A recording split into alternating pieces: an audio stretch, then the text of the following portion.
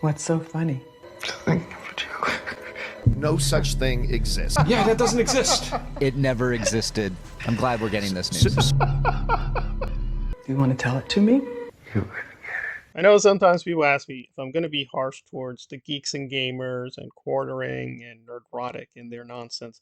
Why don't you ever talk about John Campea and his insanities? Don't worry, we're going to get to it. In fact, we have an added bonus with Armin of Compocast, who has been a notorious hater of Snyder and basically shilling for the MCU almost every chance he gets. And this is quite a heady brew of inflating numbers and egos with the usual not a lot of evidence. And fans, we were wondering and waiting to see, are people going to come back to Westeros? You know, while some of us recognize the brilliance of the final season of Game of Thrones, reality is a lot of people didn't. A lot of people didn't really like the last season, and it left some people feeling jaded, and we were wondering, will they come back and check out this show? You lie! You're a fucking liar! Well, I like we're going for a 2-for-1 with John Campea saying, well, some of us recognize the genius of Season 8. Okay, we'll put aside how insane that is just to begin with, but then you're saying, but you know, a lot of people lost hope. We didn't know if House of the Dragon would work. That is true, a lot of us did lose faith, but we regained faith because they had a different creative team. Does he not realize those are different people, different writers, different producers?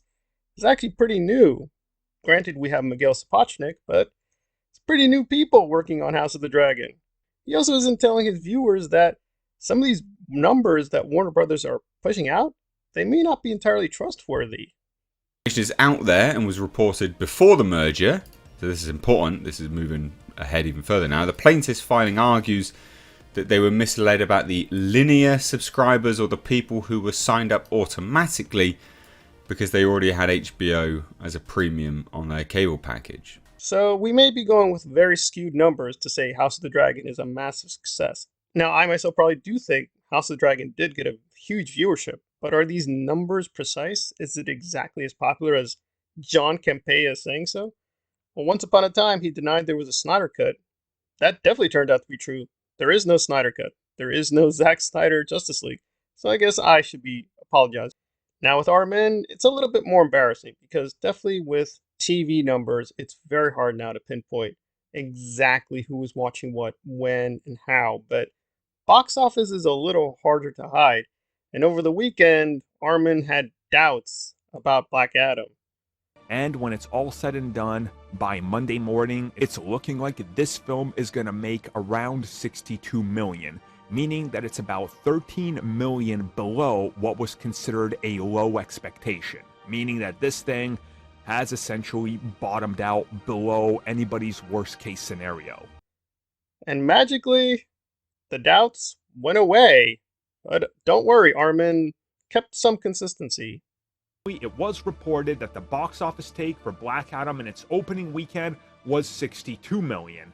The brand new numbers that have come in see the film officially making 67 million, meaning that it's a good 5 million above expectations. Yeah, that doesn't exist. So, to be fair, yeah, he did report the facts. Yes, Black Adam was a massive success, but Armin is still like, guys, I mean, listen, yes, it worked, but it wasn't that big a success. I mean, it's one of the biggest openings in October.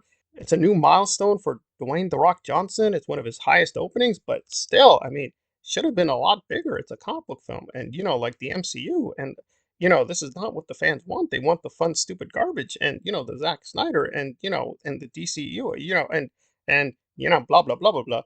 But to be fair to Armin, he did at least tell the truth with Blade and didn't sugarcoat that.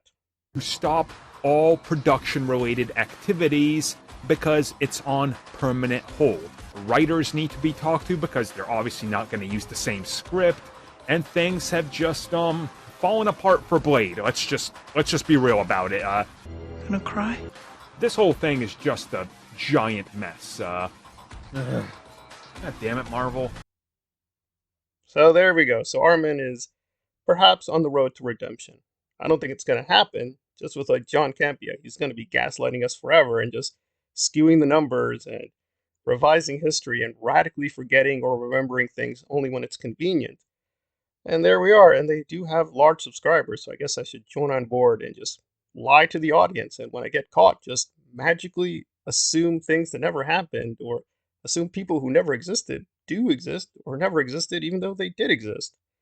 Guess that's the path to YouTube riches and glory, even if you have to trade your integrity in the process. Snyder Cut, that like imaginary unicorn that you guys think is out there, yeah, that doesn't exist. Just look to the future. Don't stop looking at the past. You know, it doesn't matter. I believe the analogy refers to the worst quality of capitalists. The Ferengi are believed to conduct their affairs of commerce on the ancient principle caveat emptor. Let the buyer beware. What is the main contributor, do you think, to these types of numbers being here? Guys, we want to take a second to thank the sponsor of this video, Mint Mobile.